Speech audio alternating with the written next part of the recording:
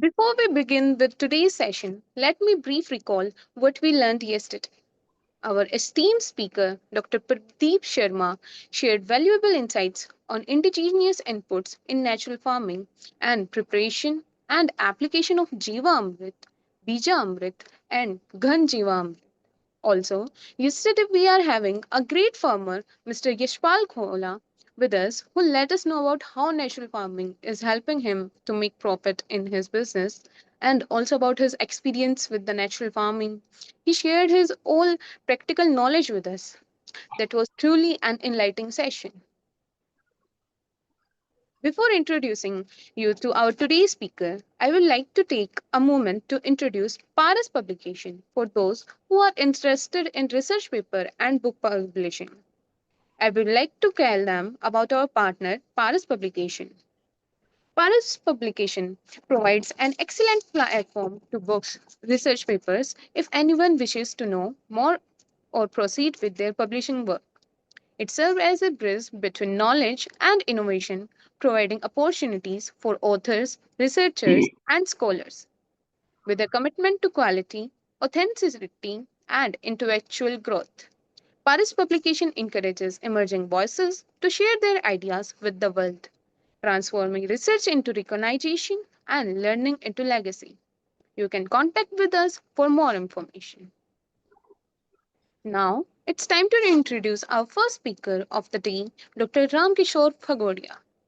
It gives me an immense pleasure to introduce Ram Kishor Fagodiya, Senior Scientist at ICR Central Soil Salinity Research Institute, Karnal.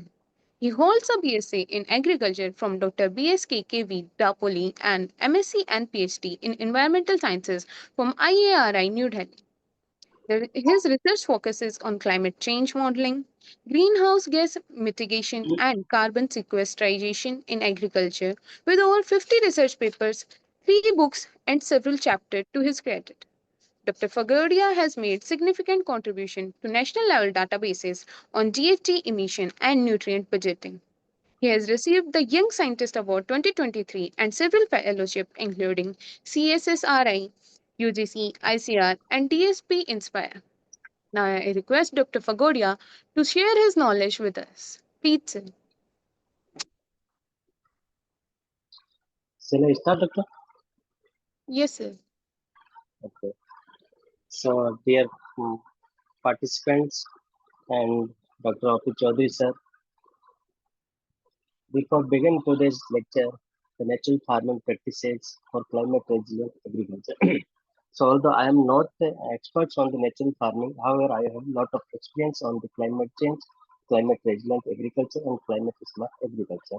So, in today's lecture, I would try to connect the natural farming, how it can fit in the climate resilient agriculture, climate smart agriculture practices, what are the different principles, what is climate resilient agriculture. But before going into deeper, first we should know some basic terminology. I am unable to move the slide, Ajay. So Yes, sir. before we move in deeper in climate resilient and climate smart agriculture, first we will discuss little bit about the basic terminology of the climate and weather, what is major difference, what is climatic variability, what is climate change, and slowly we will connect each and everything with the natural farming. So there is a one basic concept, that's a two terminology, that is weather and climate. So, what is the major difference between these two things? What is weather and what is climate? There are little bit small questions. So, if we consider weather as a terminology, it is a short-term atmospheric condition which can change day to day. It is a, even it can change within a hours, within a minute. So, suppose if we are leaving the home, there is a sunny condition outside, and suddenly there is a rainfall. So, this is known as the weather change. It can change immediately. But if you consider in the climate, so climate is a long-term change or long-term average of the weather parameters such as the temperature, rainfall, sunshine durations over the regional or on the global level. It's known as the climate. Okay? So if you consider climate variability or climate change. So first I will discuss climate change, which is listed on the second number. So climate change is change in the climate average parameters over the longer duration. It's mostly considered decades, 20 years or 30 years. It includes change in the mean temperature of the climate, mean temperature, mean rainfall, sunshine duration, everything. So suppose if you consider Karnal or Hisar and the average rainfall temperature of the May month is 35 degrees centigrade, that average is last 30 years. Now, if we say or we consider it will increase by 2 degrees centigrade in coming time, so this change in average parameter is considered as the climate change. It could be any parameter. However, in climate variability, it is a short-term changes. Last year there is a 500 rainfall, this time 700 rainfall, next time it could be 900 rainfall. So it is a sudden change in a short duration of time. It's known as the climatic variability. Climatic variability is mostly because of the El Niño and La Niña's impact or some natural impacts such as the cyclones and any other atmospheric phenomena. So if we define climate change, the change in the climate, the long-term weather average parameter over the time, and the parameter could be anything. It may be because of the natural impact or natural variability, which is preferably known as the natural greenhouse gas effect. And it could be due to the enhanced or anthropogenic human activities, or the popularly known as the enhanced greenhouse gas effects. So now the question is that is the climate is really changing? So to go deeper in this, we consider the Industrial Revolution as the main parameter.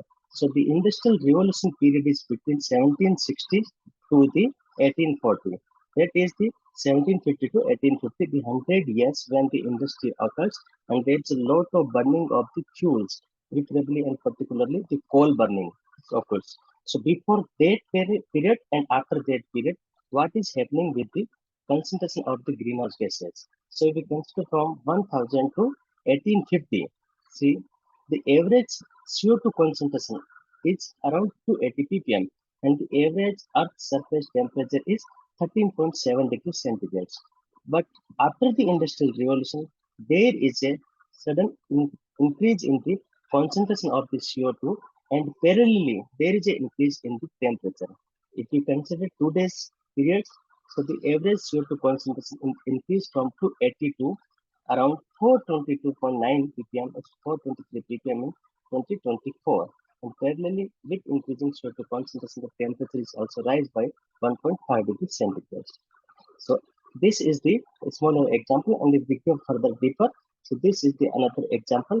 So here from 1 to 1850, almost the CO2 and temperature is stable and there is not much change. But after the industrial revolution, after the 1850, there is a sudden increase in the temperature and CO2. So another is the simulated model. One is shown by the blue color and another is by the pink color. So blue color change is the change in the CO2 and temperature over the period and the future simulated changes from 2000 to 2020. So this is change because of the natural greenhouse gas effect. And if we add anthropogenic greenhouse gas effect with this natural effect, so after 1850, slowly the concentration of CO2 is increasing and parallelly the temperature is also increasing. And the human influence has warmed the climate at a rate that is unprecedented in at least last 200 years, you can say, and more particular in last 20 years. So this is this general scenario, how temperature is changing throughout the globe, and from 2011 to 20 means the last decade, the average rise in temperature was 1.1 degrees centigrade, and the future predicted temperature rise is 1.5 degrees centigrade between 2020 to 2040. So this is around 2.5 degree temperature rise in 30 years. Now, a one small and basic question, the Earth average temperature rise by 1 degree centigrade. For a normal people who don't have much idea about the climate change and not much aware about the climate change, he or she can say it is a 1 degree centigrade temperature. So there is no need of big worry. But if we consider the average Earth comparable to the human body, the temperature of the human body is 98.6 degree Fahrenheit. That is 37 degrees centigrade. And if temperature will rise by 1 degree centigrade, then what will happen? Definitely, we will fall sick and have fever. And if there is a fever, there is a need of a one paracetamol to normalize that temperature.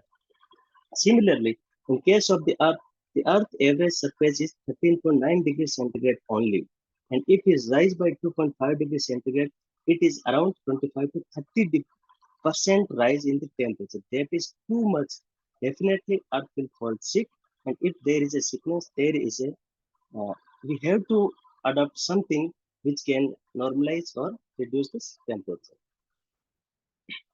So there is a comparison between the natural greenhouse gas and the human greenhouse gas. So the short-term radiation are coming from the sun to the earth's surface. Some can be absorbed by the earth and some can be reflected back to the atmosphere. So this is the natural phenomena or natural greenhouse gas effect in which the less radiations are absorbed and more radiations are re-radiated toward the cities, toward the atmosphere. However, in case of the enhanced greenhouse gas effect, the more radiation are trapped in the atmosphere and less are escaped toward the beyond the atmosphere. So it will enhance more the greenhouse gases in the atmosphere, more the heat trapping and more will be rise in the temperature or greenhouse effect. So now basic question is that why climate is changing? What is the reason behind the climate change? And if we go beyond this, the major reason is the climate change. And luckily, out of total atmosphere constituents, 99% is nitrogen plus oxygen gas only. And luckily, these two gases are not greenhouse gases. Suppose these two would be greenhouse gas, there would not be anything possible on the Earth's surface. Remaining all of the gases are having only 1% of the atmospheric composition, and out of these, only 5 and 6 are the greenhouse gases. So, if you think why a nitrogen oxygen is not a greenhouse gas, why only water, carbon dioxide, methane, and N2, these are the greenhouse gases. So, for identification of the different greenhouse gases, there is something criteria, and this is the most important. As I discussed in the enhanced greenhouse gas effect, the radiation coming from the sun is short wave radiation. Here, this is the short wave radiation. If you consider this is a visible radiation, lesser than this left side, it is short wave radiation, and its right side is long wave radiation. So, radiation coming from the sun is having short wave and higher energy. So, if it strike with any gaseous component, it can dissociate the different gases and break them in atomic form. And if the infrared, so peak of the Earth emission is in the form of the infrared, that infrared is absorbed by the different greenhouse gas molecules. And if these radiation strike with these greenhouse gases, or its molecules can vibrate and rotate. So the vibration and rotation of the greenhouse gases caused the multiplication of the or increase in the further uh, infrared radiation intensity. So, for a greenhouse gas, there is three, four criteria.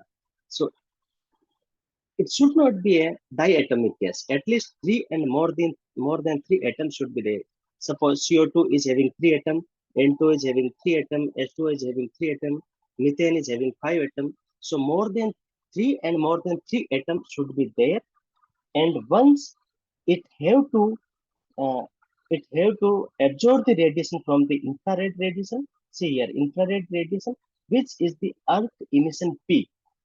So Earth emission peak need to be absorbed by the three and more than three atomic gases, and then it have to rotate and strike. So if these three, four criteria all together met in a particular gas, that gas is considered as a greenhouse gas. So this is the total emissions of the greenhouse gases in India during the year 2020. And the total emission is 2.44 billion tons of CO2 equivalent in 2020. Out of this total emission, the 75% is from energy sector, and the energy sector considered each and everything. Either it could be petrol, diesel, fuel, coal, CNG, LPG, anything which we can use for the energy production and energy purpose, it's contributing 75%, followed by 14% from agriculture sector. So our concern is this 14% only, and further we bifurcate this 14%. The highest emission is 55% from the enteric fermentation. We can say the livestock rearing, followed by the 19% from agriculture soils, then 17% from rice field or paddy cultivation, and 7% manure and 2% of the crop residue burning. So the major concern from being as agriculture, our major concern should be focused here rice fields as well as the crop residue burning. How we can manage these two so the greenhouse gas can be reduced from the Indian agriculture sector. So if you consider agriculture, these are the three major greenhouse gases: carbon dioxide, methane, and nitrous oxide emission. So these are three major greenhouse gases in which the agriculture contributed at the major. So one by one, if you consider carbon dioxide, the carbon dioxide major source of carbon dioxide in agriculture is intensive tillage. If we go for the intensive tillage, the more CO2 will be emitted from the soil, followed by the fossil fuels burning, means diesel and petrol and electricity consumption in tractor and irrigation everything. And a small part is also from the biomass combustion. So these three sectors are contributing to the CO2 emission. If we consider methane, so maximum emission is from livestock rearing, followed by the submerged paddy cultivation, means जिसको हम PTR rice बोलते हैं, transplanted rice, and residue burning also contributes significantly to the methane emission. And the third major greenhouse gas is nitrous oxide, and the contribution from fertilizer applications. The synthetic fertilizer, chemical fertilizer, which we consume in agriculture, is major source of the nitrous oxide emission from the agriculture. Okay? So another concept here is the carbon dioxide is having one global warming potential, and the methane is having 28 and times higher than the carbon dioxide, and the nitrous oxide is having 265 to 310 times higher GHG, global warming potential. So if anyone having doubt and want to discuss little more about these different concepts, please note your question. We will discuss at the end of this session. So the major concern and the greenhouse gases we know well from agriculture, the sources. So how we are managing carbon in agriculture. So this is the one source, one combined harvester or either manual harvesting. After the harvesting of the paddy, either we go for baler and some portion of the residue can be used for the animal feed and fodder, but majority of the residue is burned in the field. This burning is caused severe air pollution, and beside this air pollution, it also contributes all three greenhouse gases: methane, CO2, and N2 emission. Another concept we can say the tillage double the negative. Tillage have double negative impacts on the agriculture and GHG emissions. The tillage induce CO2 loss from the soil, and at the same time diesel fuel consumption are directly proportional to the volume and intensity of the soil disturbed through the tillage. We can say the tillage is the master of the disaster. So if we stop and avoid the tillage practices, it will significantly contribute to the mitigation of the GHG emission. So this is the one example of the intensive tillage. If we go for no tillage agriculture or without tillage agriculture, zero tillage agriculture, popularly known as the total CO2 emission in 24 hours from 1 meter square area is only 10 gram of CO2. Okay, but if you go for 4 inch, 6 inch, 8 inch, or 10 inch tillage practices, the CO2 emission is increased by 30 to 40%. It is a huge increase in the emission from the tillage intensity, particularly from the agricultural soils. So now this was the little bit basic concept and idea about the climate change, GHG, what is the source of the GHG, and how different uh, sector of agriculture contributes to the GHG emission. Another concept is here climate resilient agriculture or climate resilient agricultural technologies. So, in climate resilient, we can say that any activity or any agricultural practices that can mitigate either methane, CO2, or N2 emission from agricultural soils from residue burning, or that can adapt better to the changing climate scenarios is known as the climate resilient agriculture. But the major objective of climate resilient agriculture is not increasing the yield. The major objective is to reduce the GHG emission and to get the better adaptation. So, if bifurcate these mitigation technologies as well as the adaptation technology, so our major objective in mitigation technologies, any technology that can mitigate either N2 emission from nitrogen fertilizers or methane emission from the paddy fields can be considered as the mitigation technology. And another technology that can enhance atmospheric carbon sequestration into the soil or in tree biomass can be considered as the mitigation technology. However, if there is a climate change and it is going to be changed, so how we can adapt? So those technology are suitable for the changing climate scenario is considered as the adaptation technologies, such as the improved or integrated nutrient management, precision farming, water saving technology, such as the drip irrigation, sprinkler irrigation, climate tolerant crop varieties, the tolerant varieties suitable to different salinities, sodicity, heat stress tolerance, flood stress tolerance. So if we go for these different technologies, crop diversification, conservation, agriculture, integrated farming systems, and recently the another concept or most important, which is going to change the future of the Indian agriculture is the natural farming practices. So that natural farming practices it can be a best examples for best technology for climate resilient agriculture. So now, first we will discuss a conservation agriculture and how this conservation agriculture help for the natural farming practices and linked together. So conservation agriculture is based on the three principles. There is no tillage or minimum mechanical disturbance of the soils.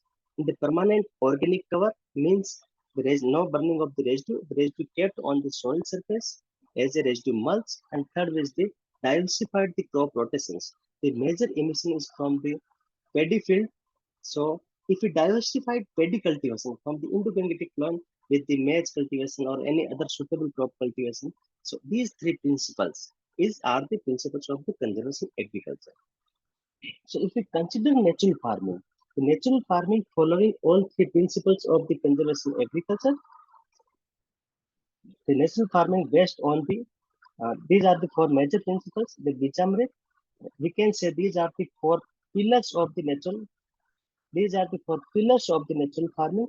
That are the Bijamrit, the Jivamrit, and Ganjivamrit, Achadna, and Vapsa.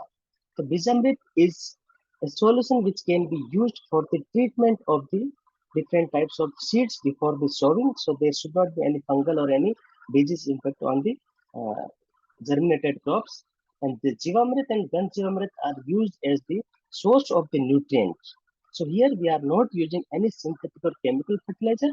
We are mainly using here synthetic the Ganjivamrit and Jivamrit as a source of the nutrient.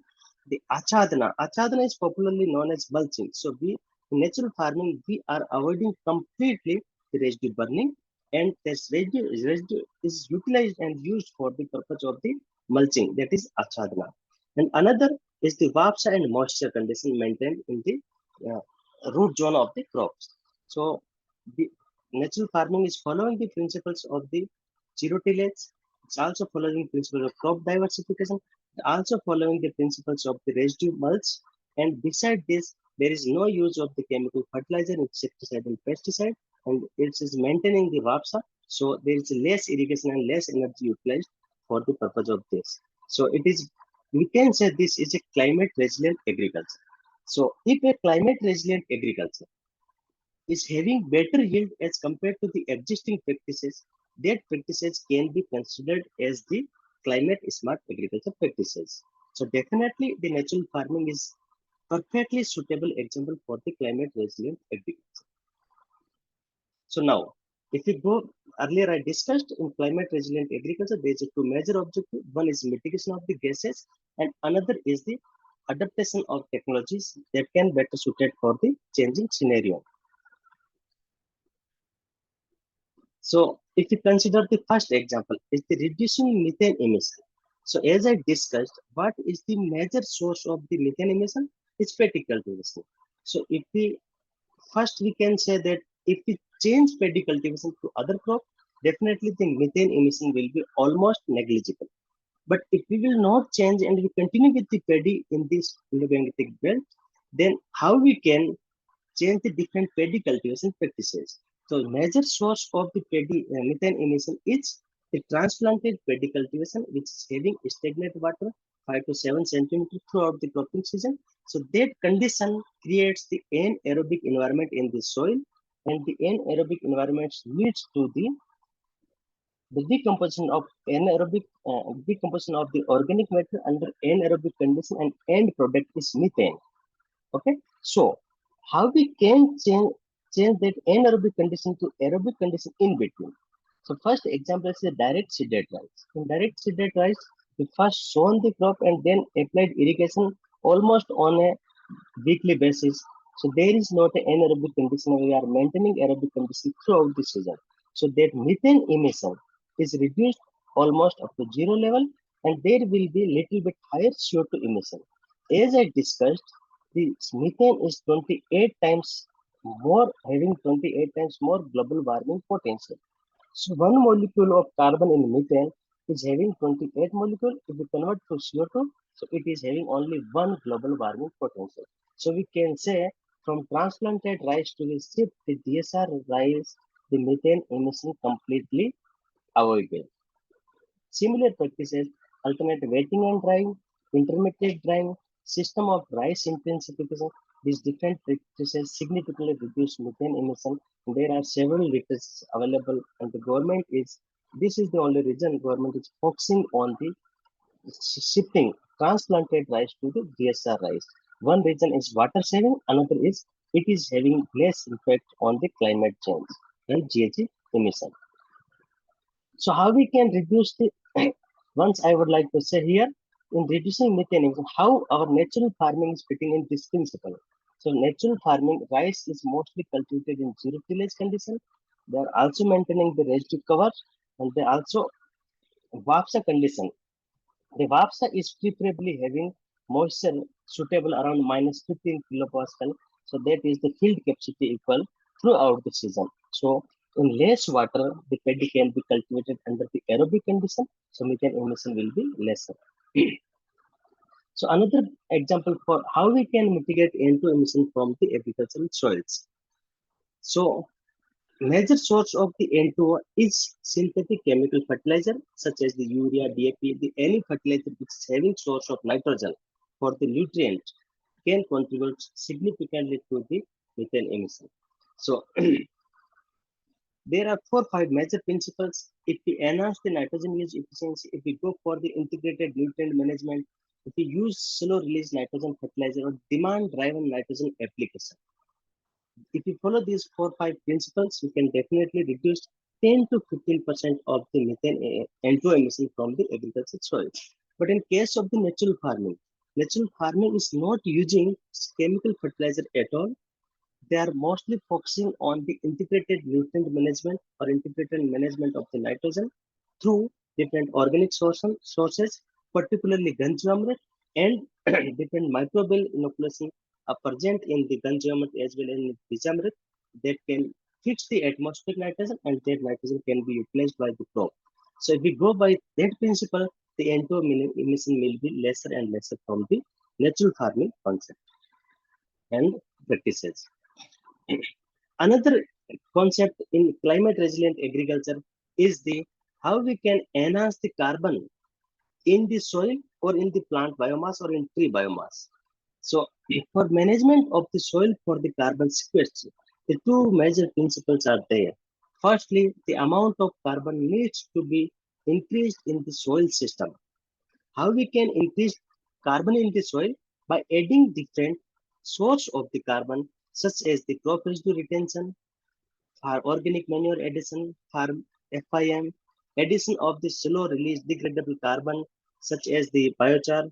So first concept is we have to add carbon, and in natural or farming concept we are adding significant amount of carbon source through residue as well as the Ganjvamrata. And the second concept is that added carbon need to be protected in the soil. Okay, so how it can be protected?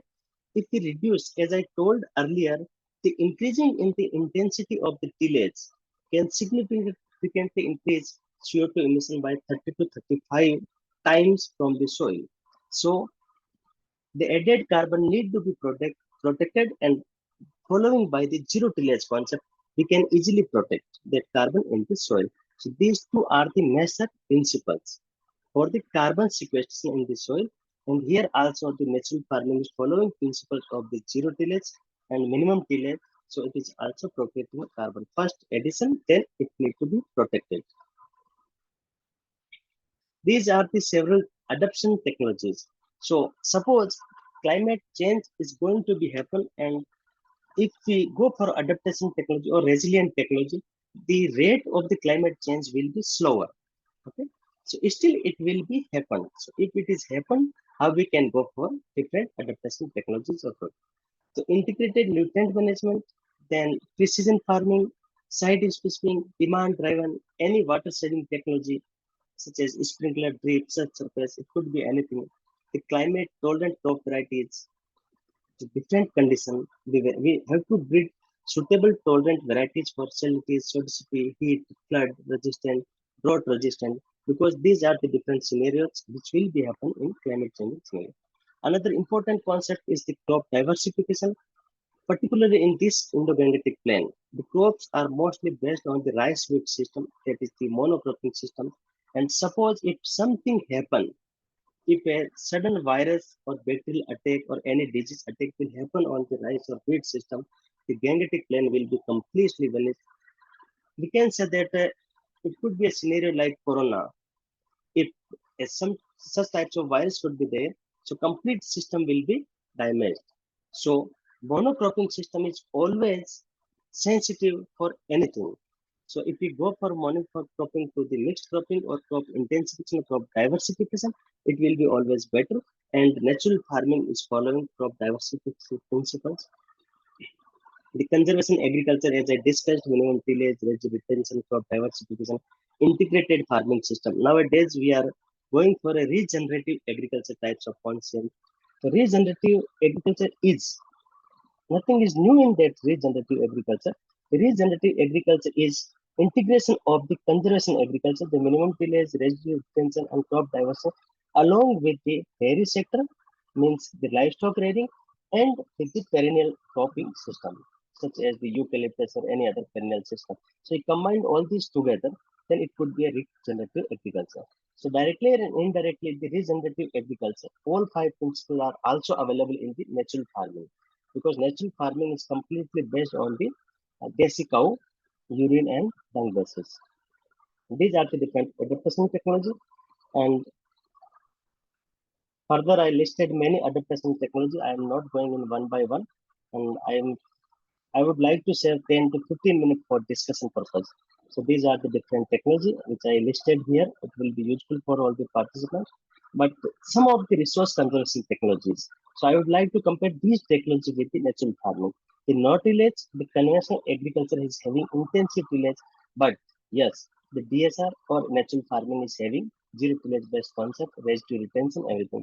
Laser land leveling is one of the most important RCT or climate resilient technology. It can easily save 10 to 15% of the irrigation water saving, and it increased 10% of the yield. The direct seeded rice, how we are going for the DSR. If we use leaf pillar chart for different nitrogen application, crop diversity like this, these are the different RCTs. RCTs are any technology that can save resource for equal amount of, for production of the equal amount of the food grains. If we required and use lesser and lesser resources, it could be a RCT technology. So this is the one of the example which in my experiment I have compared different uh, cropping system based on the rice field system, following the principles of the conservation agriculture. And from here, I would like to discuss that if I go for a reduced tillage DSR instead of the direct seeded rice, definitely there is a reduction of the yield, and this reduction of the yield vary from 4.5 to 6 to 7 to anything could be, it could be 30% up to 30% based on the condition of the rainfall and its intensity and its distribution pattern. If there is a good rainfall, the yield reduction will be lesser. But if rainfall will happen like this year has already happened, so it caused around 15 to 20% yield loss. But beside this, it is almost comparable to the conventional system in economics. It have reduced significant GHG emission as well as the enhanced carbon sequestration almost two times because of the no tillage practices which we are following last 15 years. It will save resources such as water, energy, and nutrients. And this particular reduced tillage DSR is much better in compared to the zero tillage DSR because of there is a lesser weed control, lesser micronutrient efficient and non-rodent infestation. So we can say the reduced tillage DSR system followed by the zero tillage weed system. And if we use some integration of natural farming principle in that, which I would like to propose my future project. So what will happen? Definitely this situation will increase and it would be better than the ongoing experiment. So from here, I would like to conclude that the natural farming is a promising path for the climate change adaptation, as it aligns with the principles of the climate resilient agriculture and beyond that also. But with a few scientific and technological intervention, it can be truly become a climate smart and sustainable farming approach. So we have to integrate and we have to do more and more the climate point of view research. What is actual GHG emission from the natural farming plots and natural farming and agriculture? So if you consider each and everything in my future projects, and let's see what will happen with this. So here I would like to say that the climate is changing definitely and it will happen. So what is the solution? The solution is in our hand only. If we join our hand with the nature and follow the principles of the natural farming, and the agriculture, future agriculture should be more and more close to the um, nature. So definitely it will be more resilient and it will be more nutritious also. So I would like to rest here. Thank you. So 10 minutes is for discussion. If anyone is having any query in mind, so we will definitely discuss it. Thank you so much, sir, for enlightening us with your knowledge on climate change resilience in natural farming. I hope it will surely help our participants for practicing natural farming with climate resilient methods. Now, I want any participant is having any of the queries, they may raise their hands firstly, or they can send their queries in the chat section so that we can forward for them.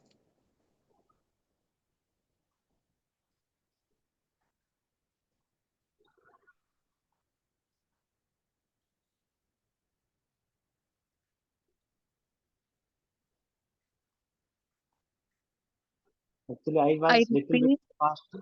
I was little bit faster because I prepared this lecture as for 1 hour's time, but it was delayed by 10 minutes and 10 minutes for discussions. I was little faster. Otherwise, I need to explain little more. So, is still anyone having any query? So, this is please send your queries here. Okay.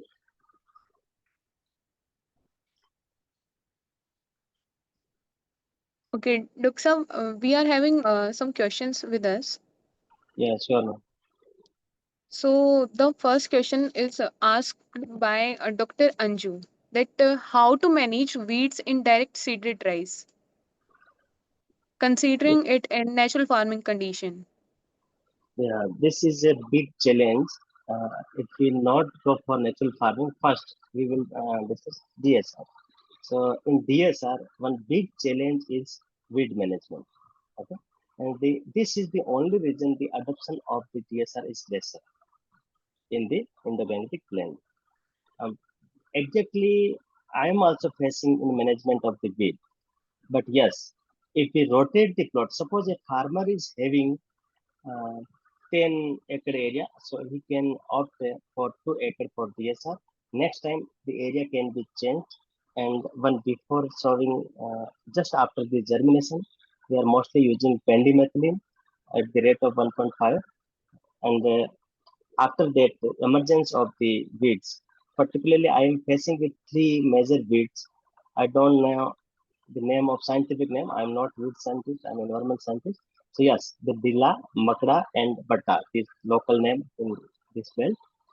I'm facing difficulty in this. But yes, one pendimethalin spray and then one weed specific spray and one manual weeding.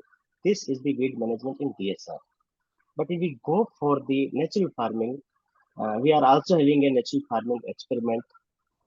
In DSR, we are facing severe problem. But yes, another experiment in natural farming in which we are going for transplanting, the yield is also better and the weed management is also better. It's natural farming weed, it's difficult. We have to find solution. This is the researchable issue.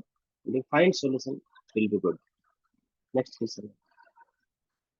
Um, Dr. Rajesh Lathar is having doubt, so you can ask. Good evening, sir. Good evening, sir. Good evening. Carbon sequestration is a good strategy to address this climate change. And Yes, sir. keeping all these in mind, Government of India launched a carbon credit trading scheme in 2023, November 2023. So how the small and marginal farmer can get benefit of this scheme, sir? Sir, in this scheme, particularly carbon credit and green credit, Government of India mostly launched the green credit scheme, and the carbon credit is also in the market. So, a individual farmer cannot directly get benefits from that. It is Ji. not so easy for individual farmer. But yes, on community basis, there are a lot of companies in the market. They are working. The major issue they are facing, what is and how much climate is sequestered because of the changing of the technology. Okay, so suppose in Karnal area we are having 0.5% of the carbon. Okay, so 0.5% of carbon, and how much the 0.5 will be base. How much is increase over that conventional practices because of any intervention. So quantification of that is really difficult, and there are several companies that are doing. Definitely individual farmer cannot get benefit on community basis. Suppose in Karnal district 10 hectare area, 10,000 hectare area is under conservation agriculture natural farming area. So first we have to develop a model. If we follow the natural farming principle in 1 acre, how much is quantified carbon sequestration? Suppose one carbon credit that is equivalent to $45. Okay, so if we exactly quantify it is one carbon credit, 0.5 carbon credit, 1.5 carbon credit, then we can outscale on the 10,000 hectare area and we can follow that. So this is the mechanism and methodology going on, and soon there will be something. And नहीं, it's all right sir, but जैसे farmers का group भी है मान लीजिएगा, तो sir, वो कहाँ जाएं, कैसे उस स्कीम का फायदा उठाएं? ठीक है, ज्यादातर फार्मर्स हमारे स्मॉल मार्जिनल फार्मर्स हैं, और जैसा आपने बोला कि एक फार्मर इसका नहीं ले सकता फायदा, बट फार्मर्स के जो एफपीओज हैं और काफी सारे फार्मर्स के जो ग्रुप है मान लीजिए, वो अगर इसका बेनिफिट लेना चाहें तो किसको किससे मिलें सर? वो कैसे, क्या चैनल है? पोल्यूशन बोर्ड में जाएं, एग्रीकल्चर डिपार्टमेंट में जाएं, कहाँ जाएं सर?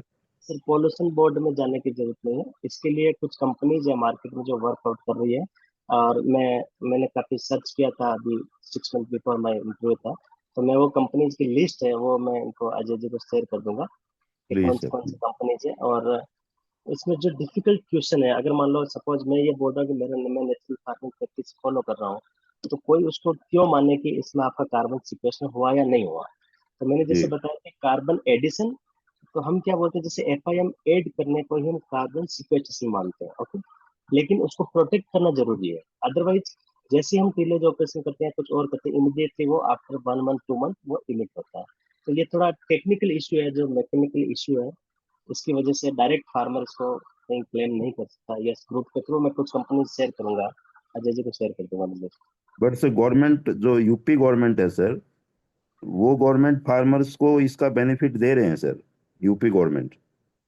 में भी हो सकता है सर, जैसे कुछ इंसेंटिव्स है, तो जैसे हरियाणा गवर्नमेंट है, वो वाटर सेविंग पे कुछ इंसेंटिव्स दे रहे हैं। तो मैंने अभी कुछ पॉलिसी पेपर प्रेजेंट किए थे, तो एक मीटिंग था, तो उसमें मैंने यही प्रेजेंट किया था कि अनटिल और अनलेस कोई भी प्रैक्टिस हो उसमें यील्ड के लॉसेस आ रहे हैं, तो फार्मर उसको क्यों ऑप्ट करें? How much it should be incentivize through saving of the water, through emission of the GHG and through, so in different practices में आपको कितना कितना इंसेंटिवाइज मिलना चाहिए। तो बीएसआर में जैसे गवर्नमेंट ऑफ हरियाणा 6,000 दे रही है, that is not enough. It should be around 20,000, जिसमें कार्बन क्रेडिट भी ऐड हो, वाटर सेविंग भी ऐड हो, और जीएजी इमिशन भी का मिटिगेशन का वो भी ऐड हो। तो ये सब उसमें डिस्कशन में होता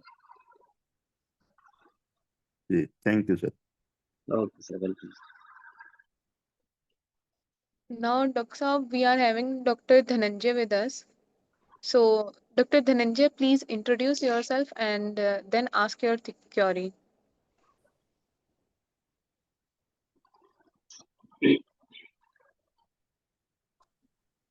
Good evening, sir. Myself, Dr. Dhananjaya, working as an Associate Professor of Soil Science at Culture, Bangalore.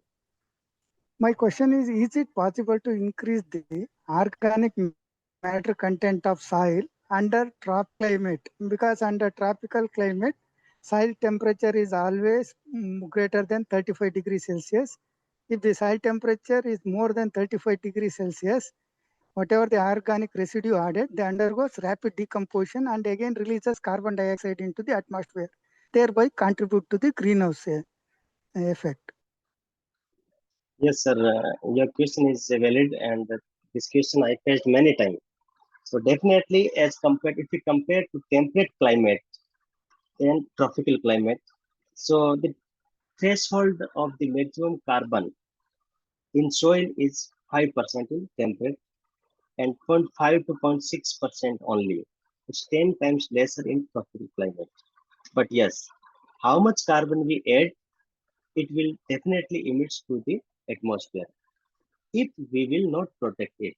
So in tropical climate, suppose a farmer is not adding anything to soil and it is cultivating again and again, then that 5%, 0.5% will not be sustained.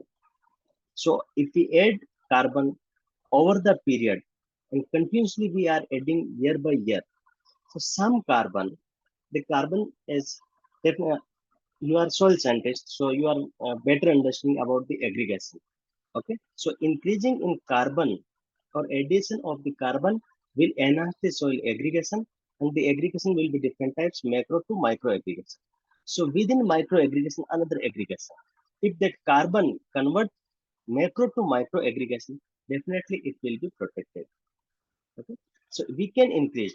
We cannot go up to 5%. Yes, zero point 0.5 to zero point 0.7, zero point 0.5 to zero point 0.6, it is possible.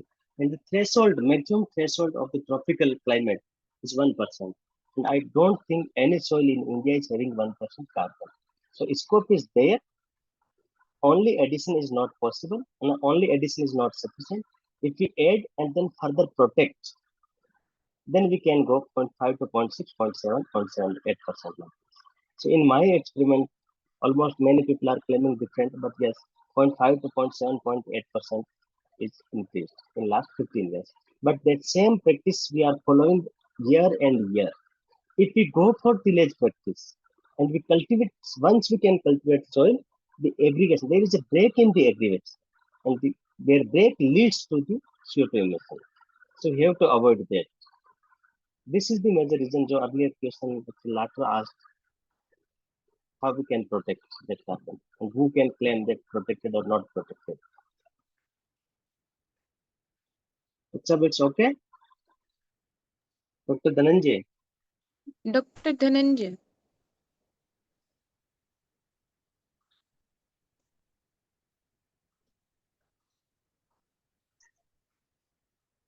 Anyone else? Um, if any other participant is having any doubt, they may raise their hand.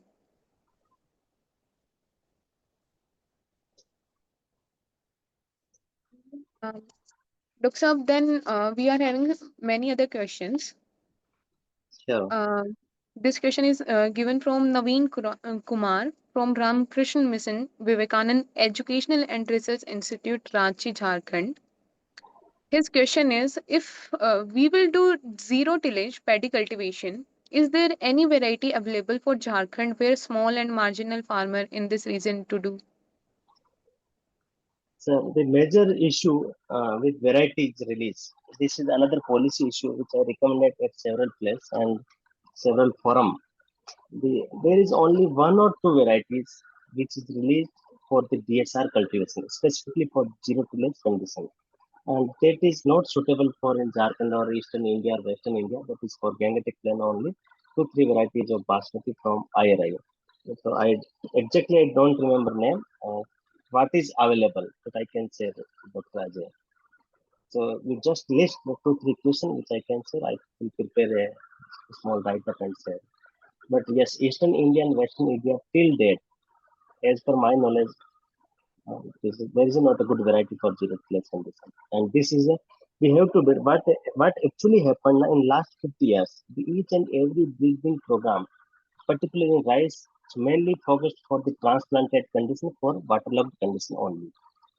So from waterlogged, if we shift same variety from waterlogging to DSR or an Arabic condition, there is a significant reduction in the yield. But yes, in the next coming 2 3 years, there will be a lot of varieties, and the trials are under process. I hope, Mr. Naveen Kumar, your doubt was clear. It's clear. Now we are having another doubt from Umesh Kumar. His doubt is how to prepare a chemical contaminated land to start natural farming. I'm sorry, Dr. Navin. I'm unable to answer this question. But yes, if we go for any, as per my scientific knowledge, I can say if chemical contaminated soil is there, first we have to remove that chemicals before going for natural farming, at least because natural farming is mainly based on the microbial process and microbial population. And there's chemically degraded soils such as sodic soil, saline soil, that is also chemically degraded.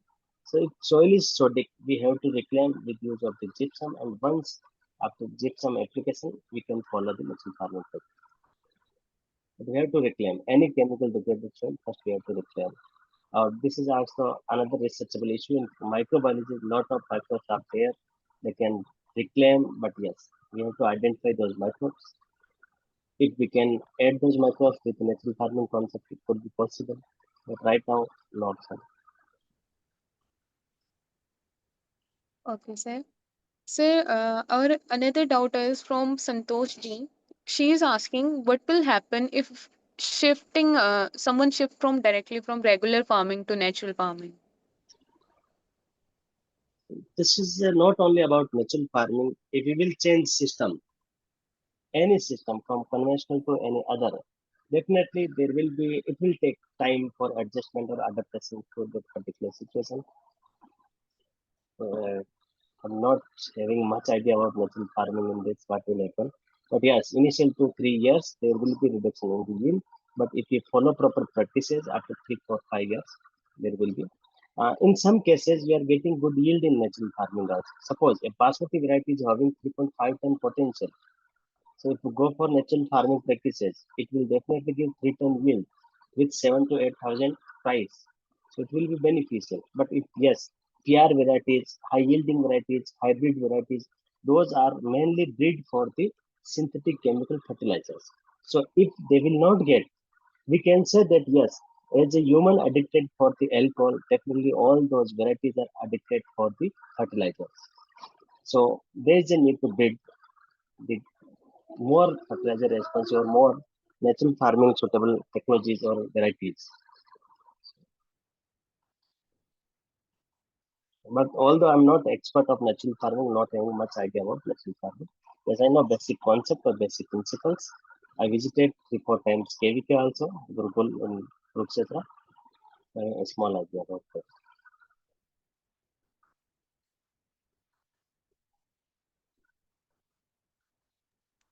Thank you, sir. If any other participant is left with any of the queries, they may raise their hand and they can ask. So if anyone having any other queries, I said my email ID. You can ask me. In case of the climate change, climate resilient agriculture, if you need any help, I would be happy to help someone, particularly student community. So, Hello. yes, sir. Kanishka. Hanji sir. Yes, sir. I may help some of the questions which were asked. I'll just substantiate Dr. Frodia's information which he has shared with you. So there was a question about weeds in DSR. Yes. See, when I think in the first lecture also, Dr. Hariom has clearly indicated what the basic principles of natural farming are. So we don't go for solo crops. That is one thing. And the problem of weeds, they'll in this when we have combination of crops, then the problems of weeds, it doesn't come, or it comes, but its intensity is very low. Okay. There is a typical problem of paddy, but in Yes, paddy also, the system of DS this is that we take into account the cycle which of the crop which is preceding paddy and which is following paddy. So if we go with the basic principles of natural farming, the weed problem will never occur at an economic level. Okay. Then we talk about there is a questions from eastern part of India, that varieties. When we are talking about natural farming, we are always encouraging the local varieties, because and those are suited to the Indian situation or the situation of that particular state. Of course, we can add to the system the advanced varieties which are being developed now. Okay. So, and when we are talking of the, there's even, we are talking about the advanced varieties, the basic principle is the total agroecology of the area, of the field, and they'll be behaving as per their potential. If we are going for high yielding varieties, then if we are providing the inputs properly, then we'll be getting the yields of the high yielding varieties also, which are equivalent. In paddy, this has been demonstrated very clearly. Even the if we go with the basmati variety or non-basmati variety, and especially this quality traits which are associated with the basmati varieties, they are well taken care of in this. And then was a question was how to convert chemical contaminated soils to natural farming. So generally it takes 3 years to do that. And whenever we start abruptly the natural farming without following the ethos and the principle of that, there will always be problems, not only in terms of adoption, in terms of yield outputs, which we expect, the quality of the output, the problems with the pests and diseases that will be there. So, with knowledge and proper adoption of these, then we can convert these. And 3 period is the basic which we are taking into this. Then there was one questions about this problem of this regular to natural farming also. See, it is always advised that when we go for natural farming, we start with a small area. We don't, because this is sometimes we are exposed to so many lucrative things that the prices of the natural farming products is 3 4 times than the chemical farming products. So these are something which these allure the farmers to make the quick buck. But this is a slow process. It cannot be curtailed. So this time is important and the practices are important. So the conviction of the farmer is very important. And the advice is that whenever we start with a very small piece of land. We don't convert whole of our land holdings into natural farming. Otherwise, definitely there will be losses because not following it, then the yield penalties will be more than 50% at least. So these things should be taken into account, and this is what we educate our farmers when they go for such things. Okay?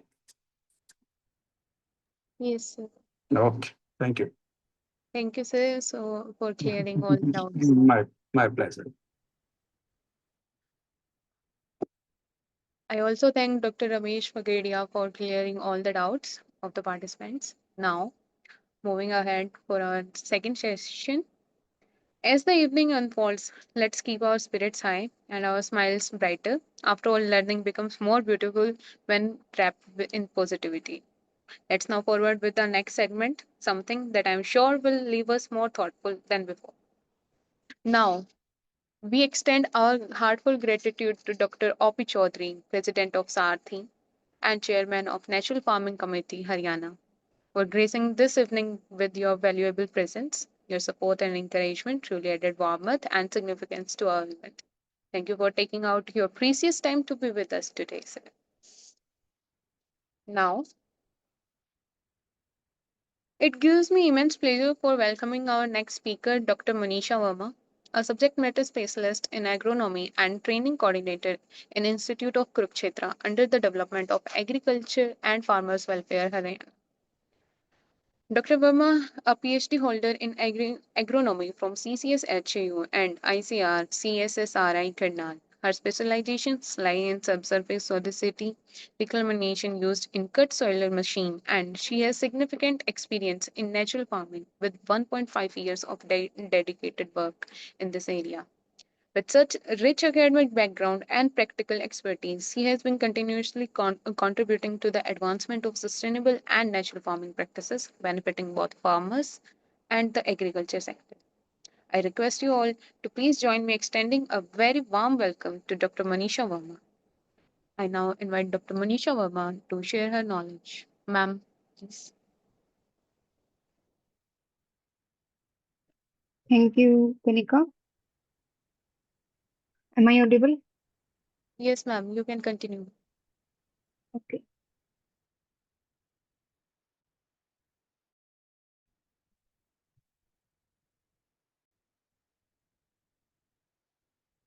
First of all, good day to all of you. I thank Dr. Pagodia for such an impactful lecture. And now my lecture will be on the role of the natural farming principles like mulching, drip irrigation, and green manures. And what are the role of the natural farming in increasing the water use efficiency. So water issues. See, in this session, we will learn what is water use efficiency, how natural farming principles can be related to the for enhancement of water use efficiency. What are the techniques we can use particularly to increase water use efficiency? So we know that water use efficiency can in natural farming can improve the soil health. We can save water and enhance the crop productivity as well. Some techniques are use of the crop residue, green manures, mulching, rainwater harvesting, and drip irrigation. These are the some techniques that I have been asked to deliver lecture on. So first of all, we discuss the why yes, the research has been carried out. There is a long journey of research work for increasing the water use efficiency, no to waste water. We have to save water.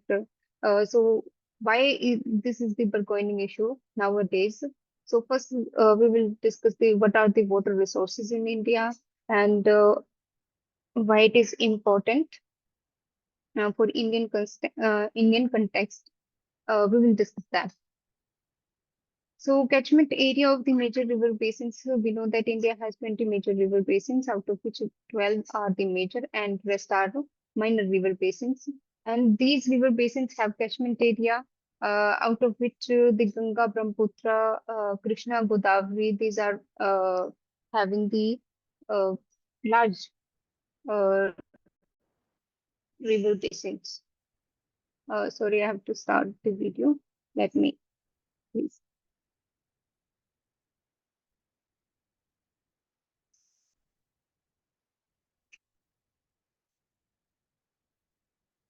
Am I visible?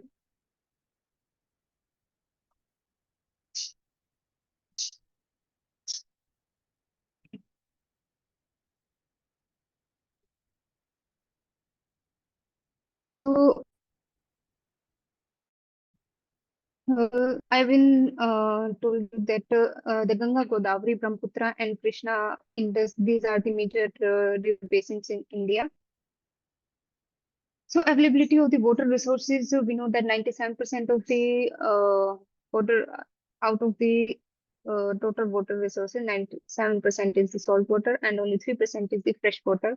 And out of this, the 3% of the fresh water, 70% is being used in the irrigation and other uses also like domestic use and industrial uses. So this fresh water lies in the lakes or either in the form of the groundwater or I or in the mountain glaciers. So we have a small amount of fresh water and we for the irrigation, and much amount of water we have to save without uh, the, the average annual potential of the river. The Brahmaputra, Ganga, and Godavari share the majority of the average annual potential of river. So there are two terms that are the utilizable and the ultimate potential. If the river has the 84, suppose a river has the 84 million cubic meter of the utilizable and potential, and out of this, how much water can be utilized? So this graph shows the pie chart shows the potential of the river. This is the status of the average extractable groundwater. The Ganga, Godavari, and Brahmaputra. Ganga has the 250 billion cubic meter. Godavari has 76.3, and Krishna has 58. Likewise, the river basins have different amount of the extractable groundwater. So, this much of the groundwater, we know that the groundwater is depleting day by day with the use of the heavy irrigations, particularly in the northwestern India, UP, Haryana, and Punjab. These are the states that are exploiting the groundwater very vigorously.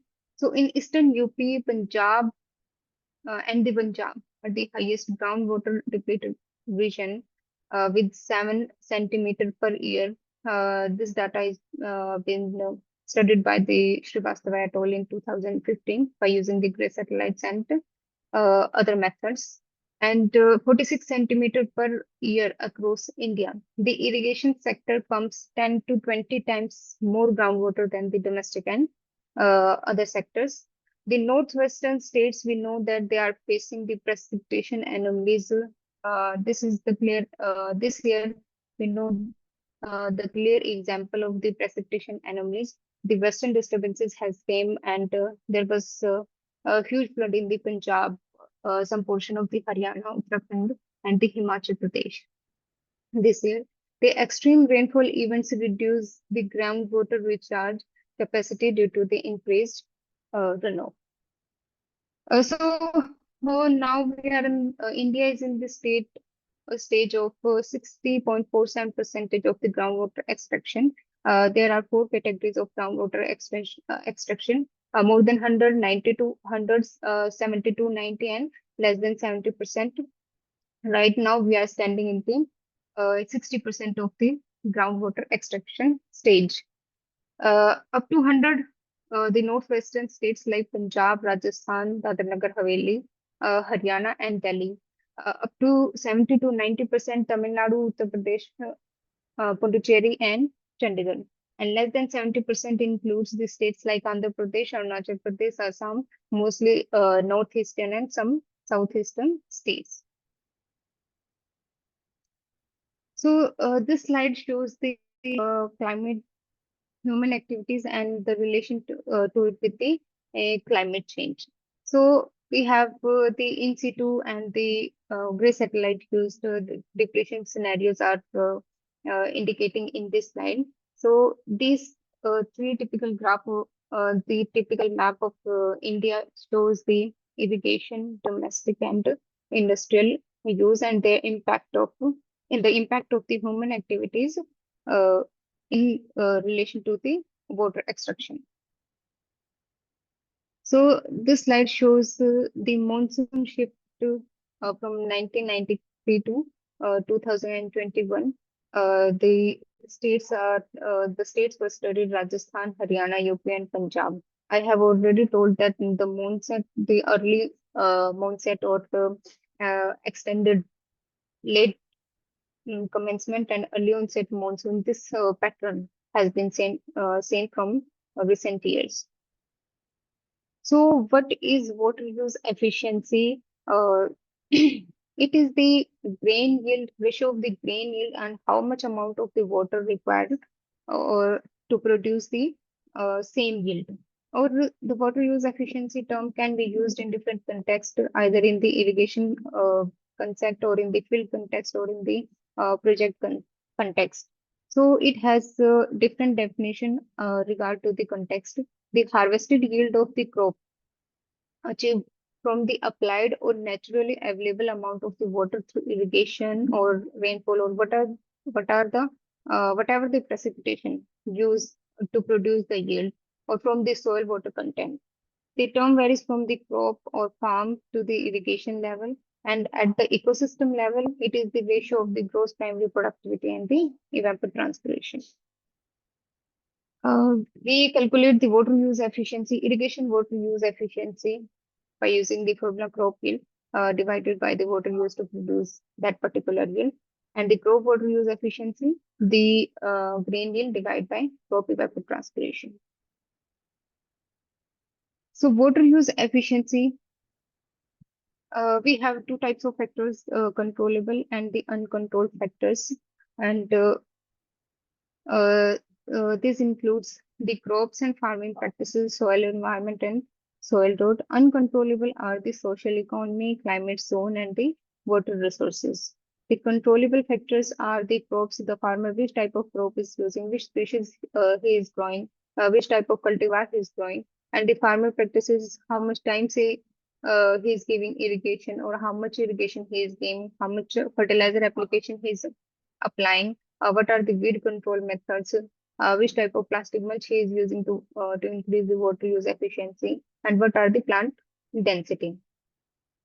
So, and rest are the soil environment factors like soil moisture, soil texture, soil pulp density, and the soil organic matter.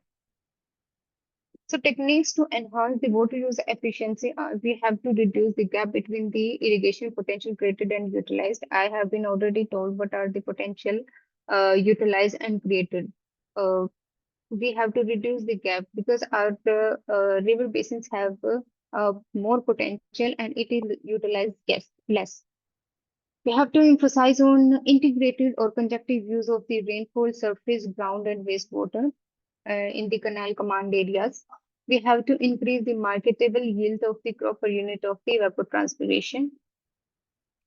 By using the efficient water saving technologies like micro irrigation systems, DSR, SRI system, land leveling, bed planting system. Dr. Pagodia has already told about the conservation technologies that I have been mentioned. Development of the automated irrigation systems like bubbler irrigation systems or drip irrigation systems, sprinkler system for enhancing the water productivity or water use efficiency. Development of the site-specific irrigation and the fertigation schedules to enhance the. These are in general techniques too, not particularly with regard to the natural farming. These are the in general techniques to increase the water use efficiency in the field condition. Using the modern tools and technologies such as geographical information system, remote sensing and integrated water resource development, etc.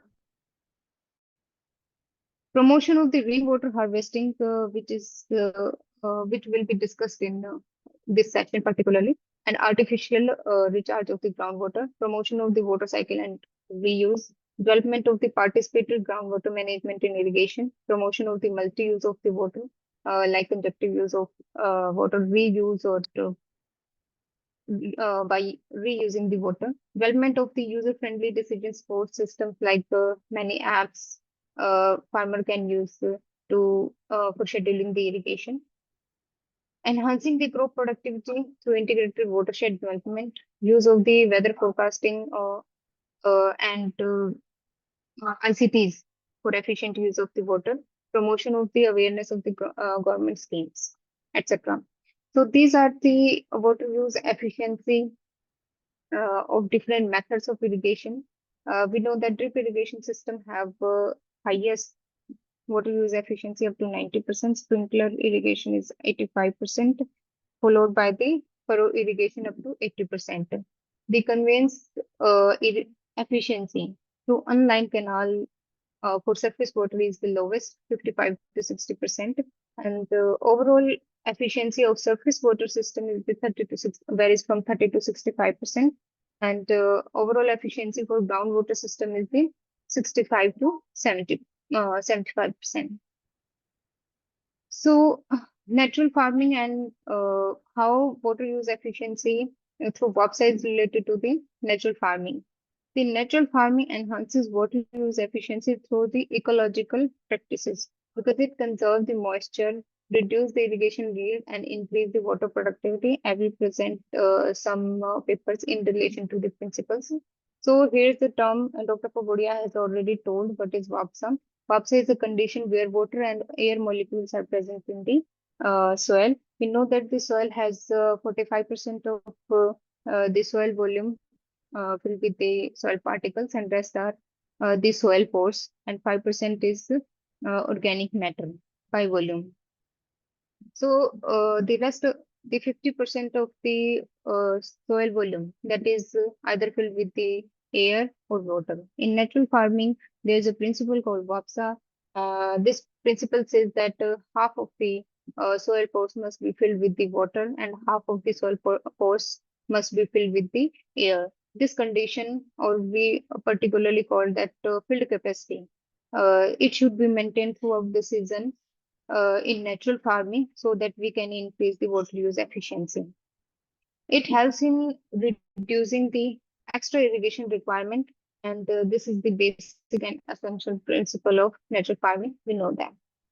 The key roles of the natural farming in water use efficiency, in increasing water use efficiency, that improve the soil structure, moisture retention through mulching and organic matter, reduce the organic irrigation requirement, by bettering the water holding capacity, enhance the root growth, drought tolerance via bioinoculants, groundwater recharge, and reduce runoff, higher water productivity per crop, more crop.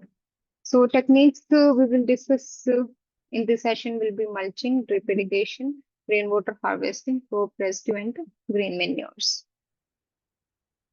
These are the basic principles. Dr. Pradeep have already told uh, in a session, yesterday's session, that these are the principles that are included in natural farming, particularly for the northwestern region or irrigated condition. And these principles are mulching, drip irrigation, crop residue, use of the crop residue, and the use of the green manures. So how these techniques can increase the water use efficiency in field.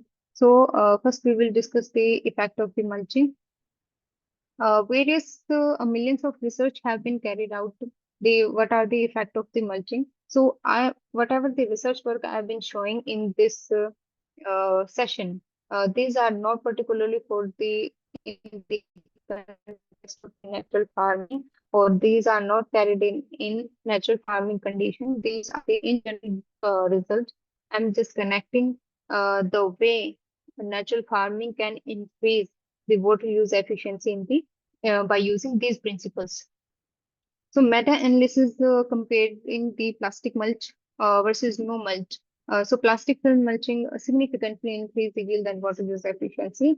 The reason behind that, this mulch can reduce the soil evaporation, raises near surface soil moisture and temperature, uh, and suppress the weeds. The merged drip irrigation. This is a technology in which drip irrigation lines are covered with the mulch or by using any residue, crop residue, or lime mulch. This study uh, the merged drip irrigation versus the other irrigation system.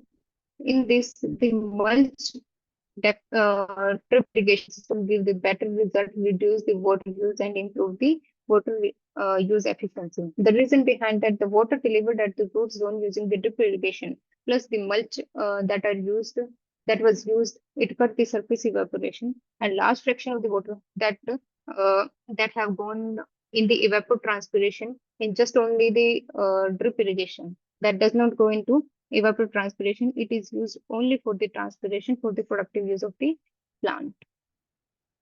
So another study have been carried out on the culture that improves the yield and water use efficiency, carried out by Gao et al. It modifies the microclimate, soil moisture, temperature, reduces the evaporation, suppresses the weed, and can improve the nutrient and water interaction.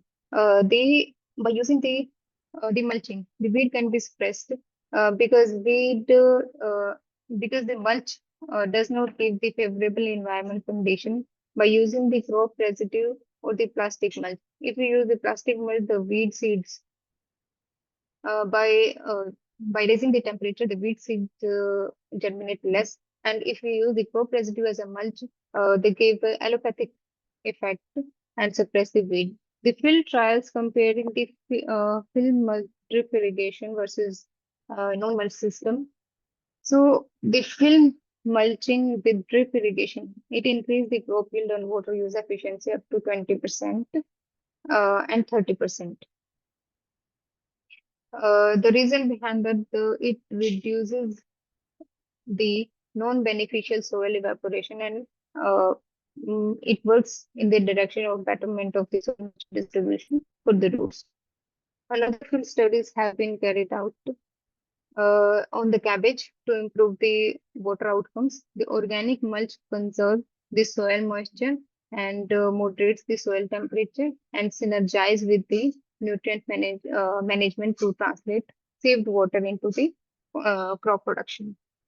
Another study have been carried out on the combined effect of the different mulches and irrigation design on the soil water, what are the root distribution system of the plant, and the yield also. So mulching changed the vertical and the lateral distribution of the water and roots in the soil profile and increased the plant extraction efficiency. So overall, these are the three keywords we can use with regard to the use of mulching in the natural farming. The primary mechanism mulching is used that mulch reduce the non-productive soil evaporation. So a large share of the water becomes the transpiration that will be productive to boost the water use efficiency.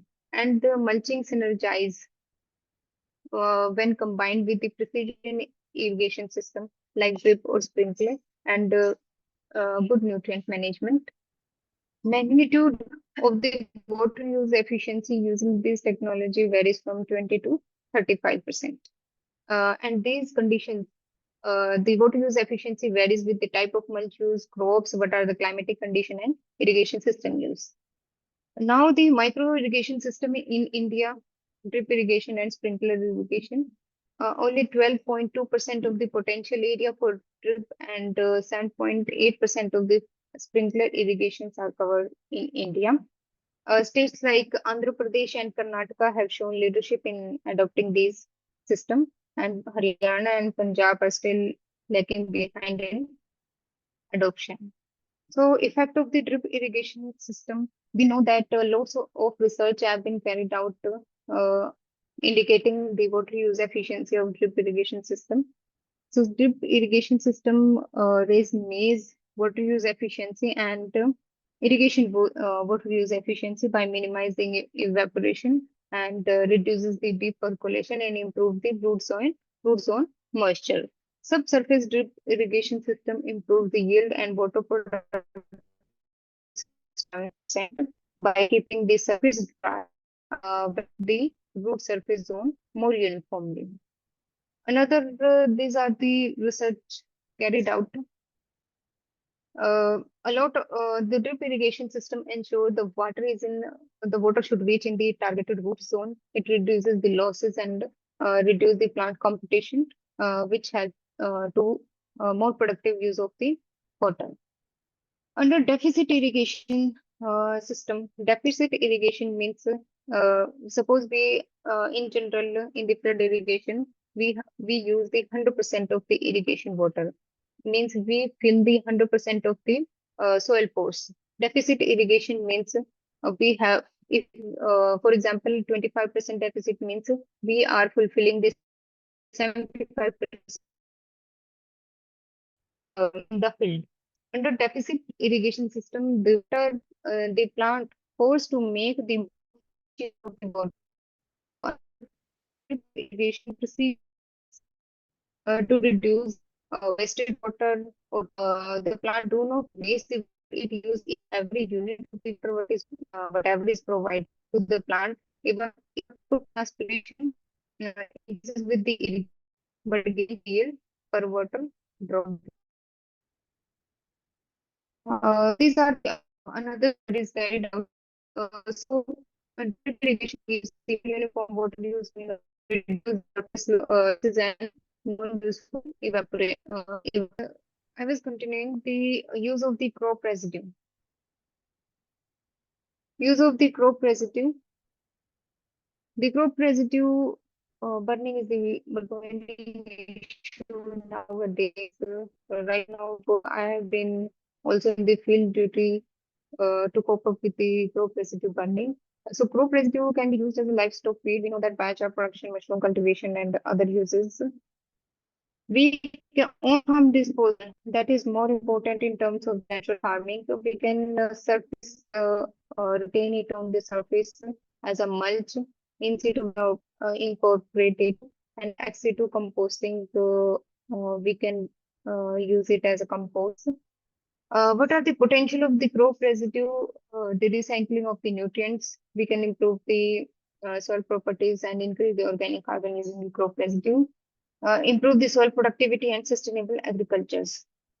The major issue in the crop residue that is having the high CN ratio is the slow degradation, and it may affect the emergence of the next crop by the allopathic effect of the residue decomposition. It interferes with the intercultural operations also. So this is the map and pie chart showing the crop residue generated and the surplus crop residue biomass potential in the India. So the color showing in the map, the blue color shows the less surplus crop residue potential in these states, and the more darker towards the red tinge shows the higher potential of the surplus crop residue production. So with respect to the crop, the rice, wheat, sugarcane are the three major crops having the higher amount of the residue generated as compared to the other crops like groundnut, mustard, soybean, pigeon pea, etc. Crop residue management in India, we know that 141 million ton of the crop residue is generated annually, and Out of these, 92 million ton is being burned due to the inadequate management. The government policies include the national policy for the management of the crop residue. Around 80% of the subsidies on tractor is giving to the custom hiring centers, and around 50% of the subsidy is given to the individual farmer for buying the CRM machineries. The technology interventions you are happy seeder, zero till drill, and the SMS system. These are some machineries, and we can use the baler also for the XC2 management of the crop residue.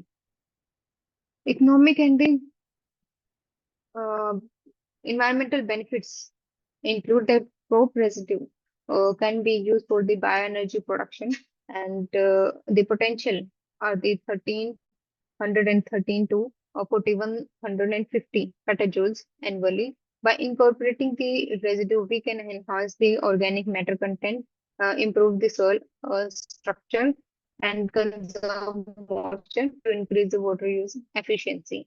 What are the challenges in in the use of the crop residue?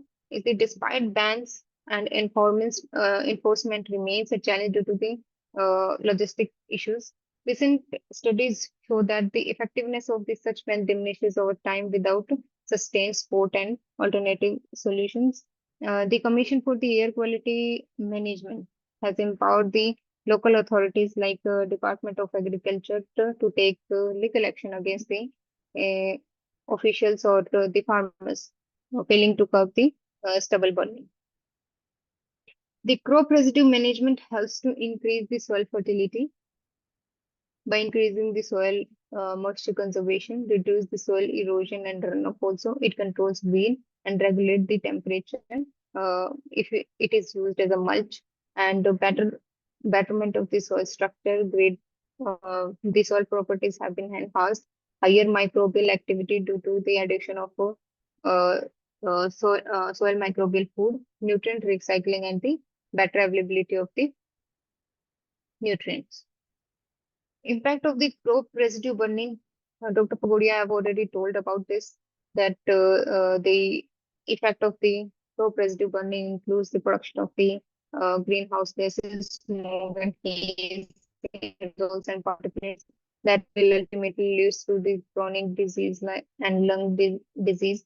It decreases the soil fertility also, loss of the soil microflora and fauna, loss of this organic carbon due to the heat up to 100 degrees Celsius, decline in the microbial biomass, and ultimately harm the soil environment. So crop residue burning, we can in the management there are two types of the management, ex situ and in situ.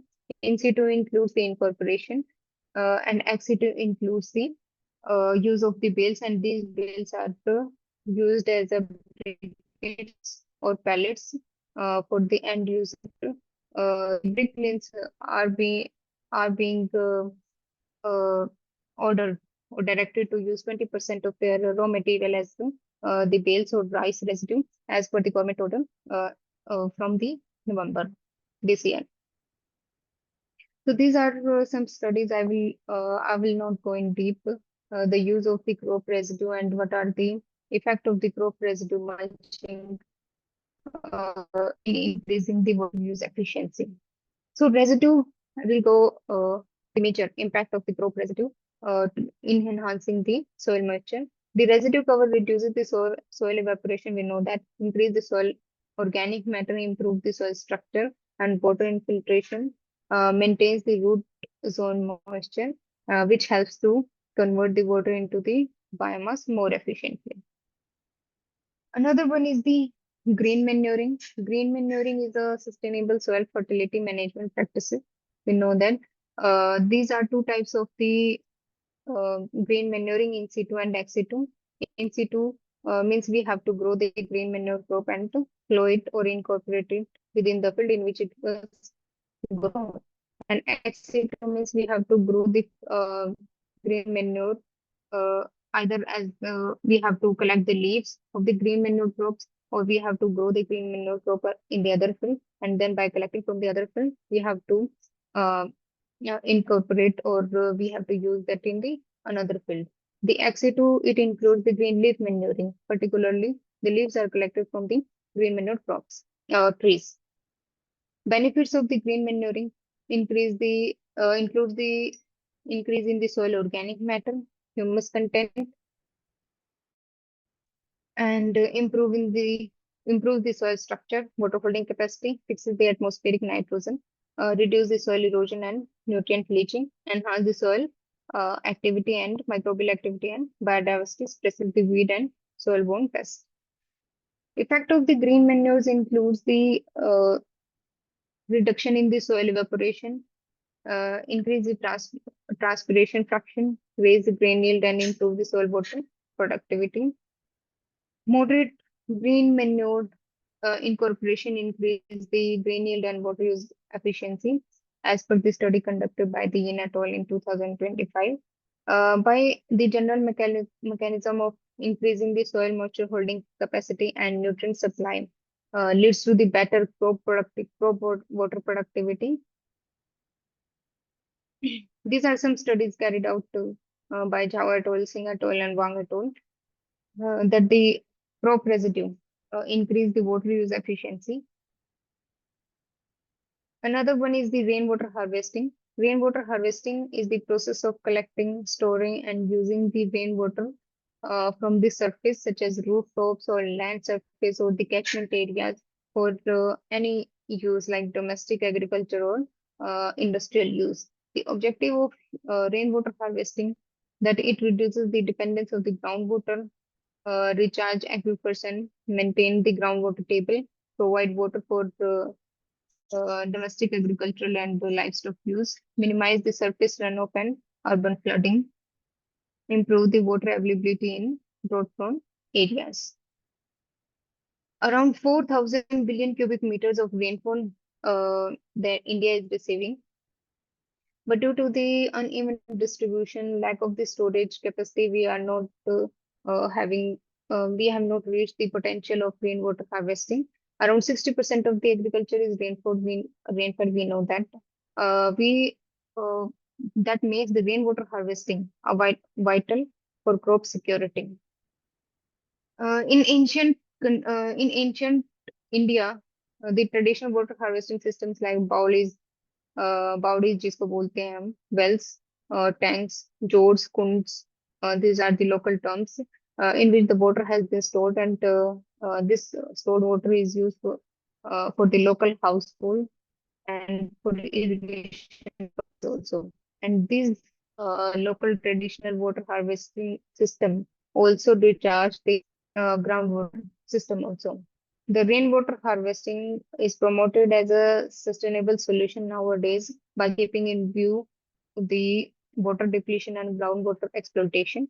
Some government initiatives have been taken, like National Water Policy, Jal Shakti Abhiyan, Manrega Act, and in many states like Tamil Nadu, rooftop water harvesting system has been mandatory for the new buildings.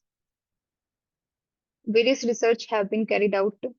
There are two types of rainwater harvesting, ex situ and in situ. In situ means we have to level the field, we have to manage our field condition in such a way that whatever the rain the field is receiving, the water is harvested within the field. And ex situ means we have to form a particular structure like pond outside the area in which the harvested rainwater is used. For example, in bridge for rainwater harvesting, in this system, the field, the agriculture field, the pits are being dug within the between the crop rows. So to harvest the rainwater. This ridge furrow rainwater harvesting system increase water use efficiency by improving the infiltration, stored moisture for the crop rows, and reduce the surface runoff. Rainwater harvesting indirectly increase the water use efficiency, but it does not directly help to increase the water use efficiency.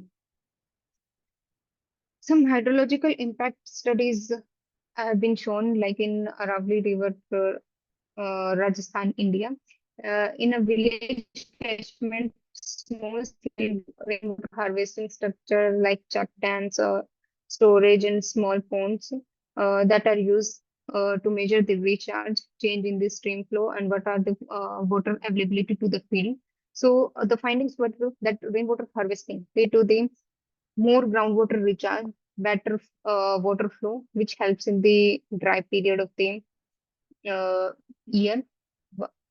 And in rainwater harvesting tillage, the on-farm trials comparing the conventional tillage and the infield rainwater harvesting tillage, uh, they find that the mulching combined with the rainwater harvesting combined with the intercropping system give the better result for increasing the water use efficiency. Still, there are gaps in my session. I have earlier told that these are the research studies that are in general research studies, not particularly carried out in natural farming conditions. There are various gaps in research gaps and knowledge gaps and technology and infrastructure gaps, policy and institutional gaps to fulfill the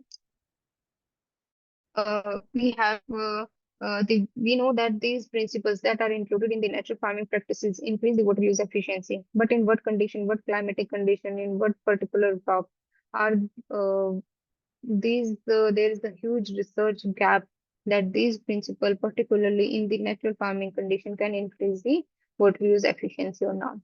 So I want to give the way forward that in totality, these principles can increase the soil moisture, uh, conserve the soil moisture, and the water harvesting, affordable micro irrigation, research and validation, farmers training with supportive policies. We can increase the water use efficiency. But in natural farming condition, we have to do a lot more research to validate that these principles can increase in water use efficiency in that particular situation. So thank you so much.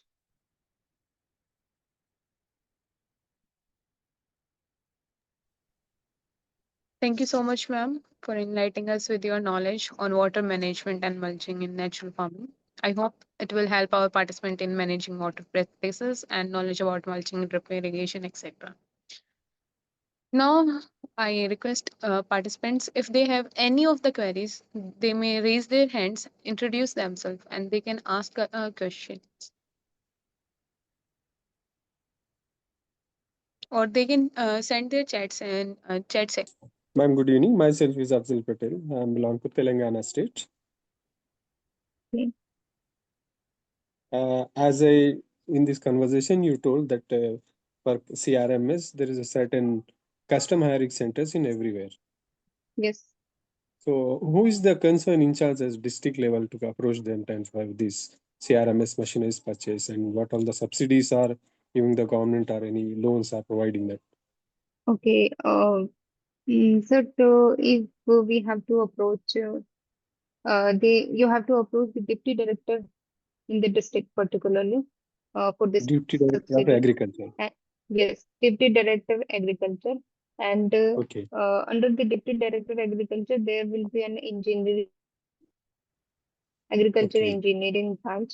Uh, Okay. yes, you have to approach that, or farmer have to approach there to get the subsidy. India is giving the 80% of the subsidy on the tractor and the CRM machinery to the custom hiring center. If a farmer is wanting to buy individually, if a single farmer is buying the machinery, then only 50% of the subsidy is has given on Okay. the If a CRM group of machineries farmers like goes, the. then they will. Sorry, sir.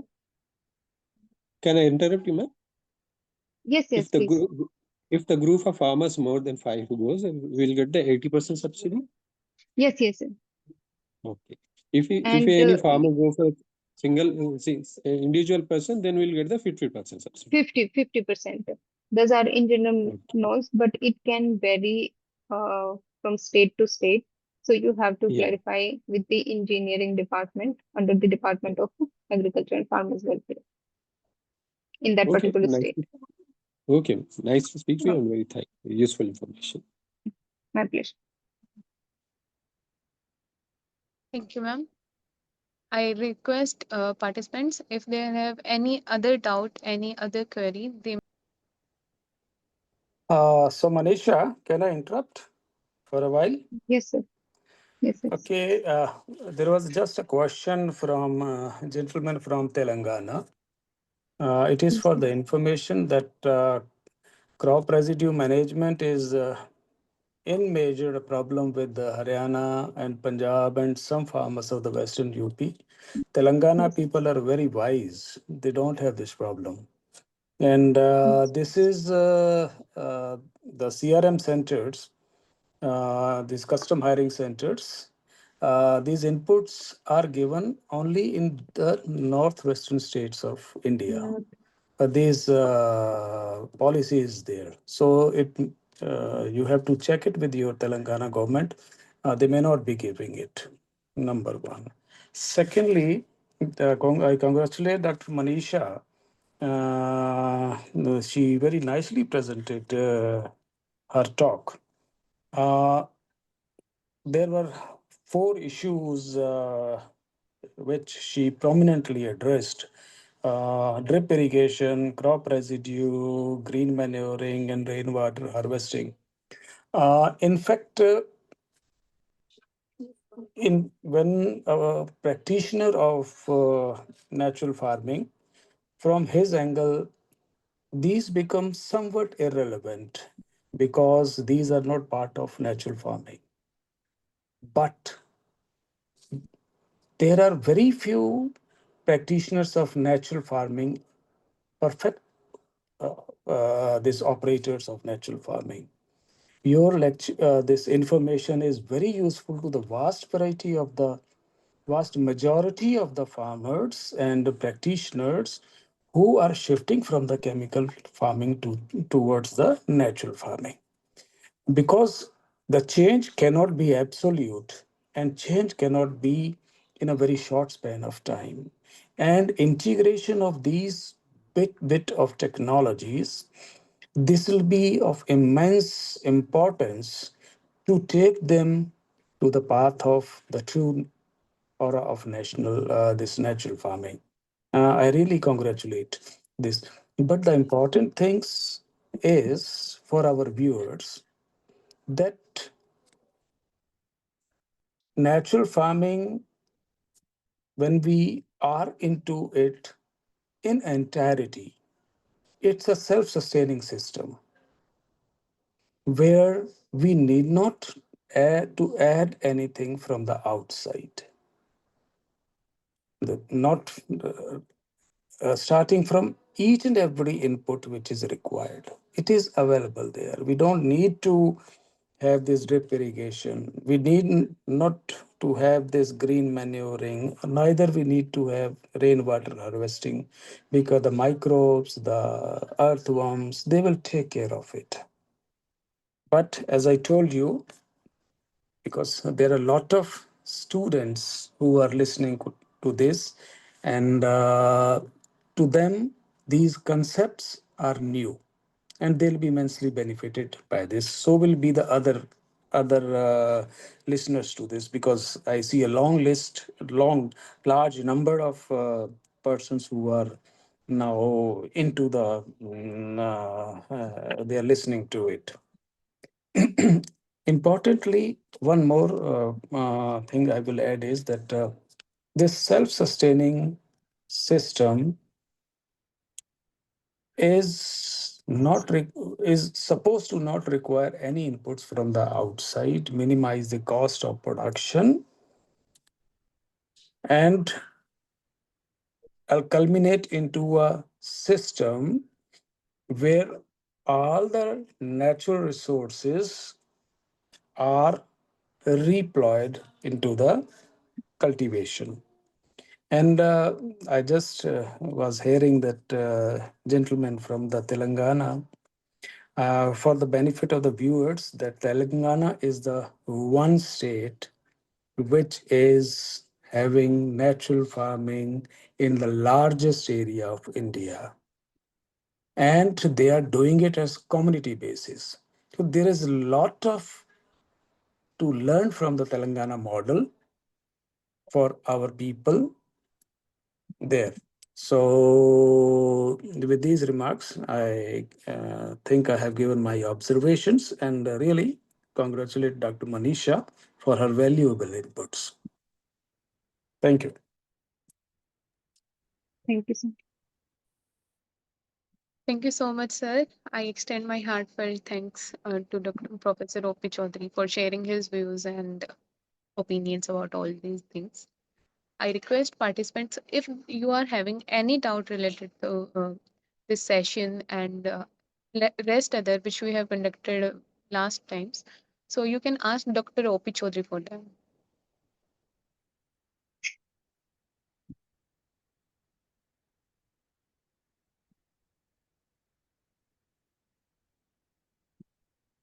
Okay, sir. So can we conclude about it?